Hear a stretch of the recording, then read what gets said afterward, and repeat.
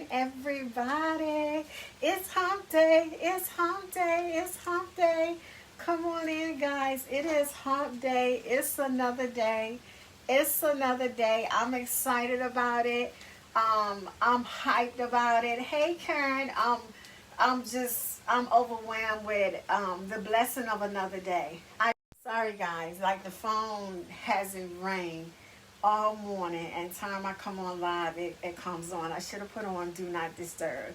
But anyway, guys, happy hump day. I jumped on really quick. I'm not going to be long this morning because I want to simply tell you today I want to motivate you and tell you to believe in what you pray.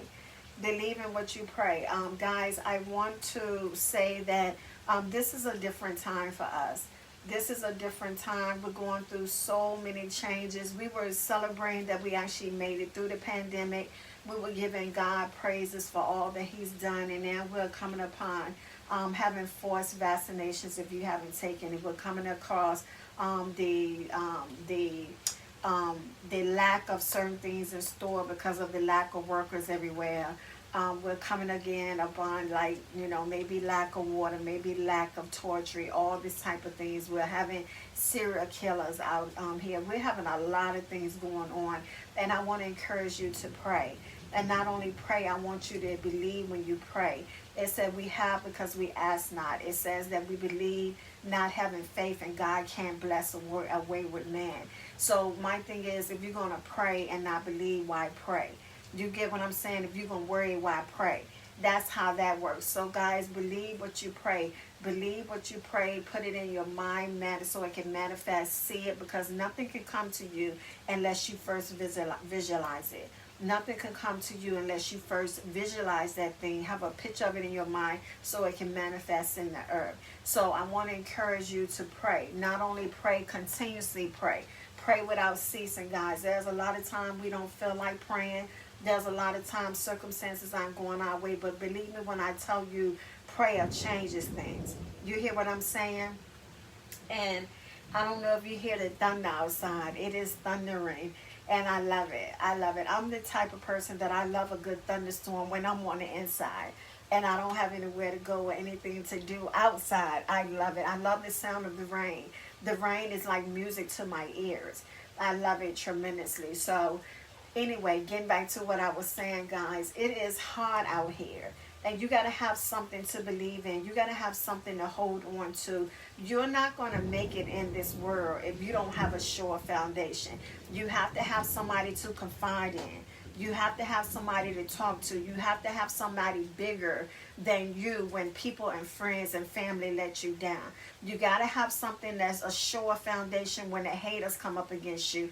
You got to have something to hold on when life is not going any kind of way that you wanted to go. When you got one thing coming to the left, something coming to the right, you got to have something bigger than you. So guys, learn how to pray. And it's not like some type of majestic thing. It's not like you got to spend 3 hours. All you got to do is say, Lord, come see about me. Guys, all you got to say is, Lord, come see about me. Because His eyes is on you.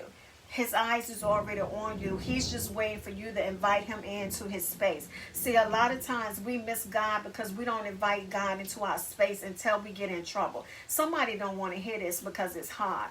We don't invite God into our homes until we have no peace in our homes anymore. We don't invite God into our situations until we have exhausted ourselves and become sick and ill trying to figure it out ourselves. We don't invite God in because God requires that we change some things.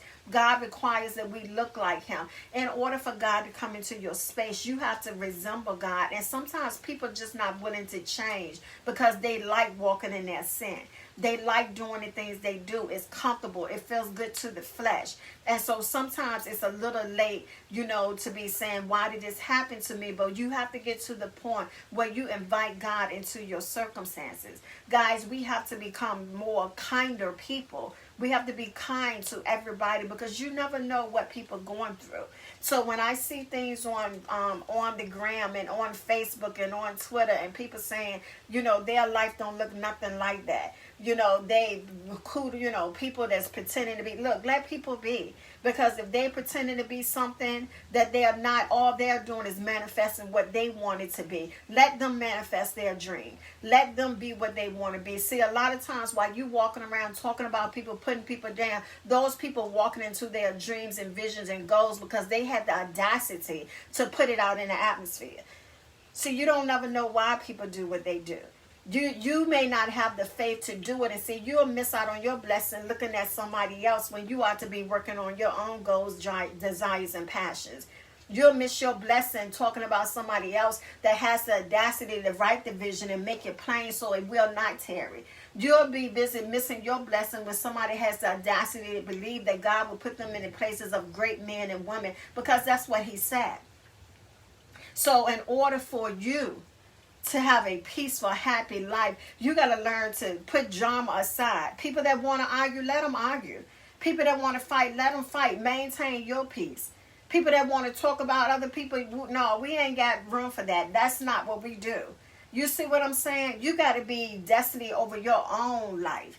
You got to be author over your own story. You got to be the one to take charge of what's going on in your life. That means sometimes you got to pull away, walk away, close the door, and be by yourself so that you can get in the presence of God. But in order to invite God into your space, it requires change. It requires sacrifice. It requires you doing something. See, faith without works is dead. I say that all the time. But I want to encourage you this morning that when you pray, believe what you pray.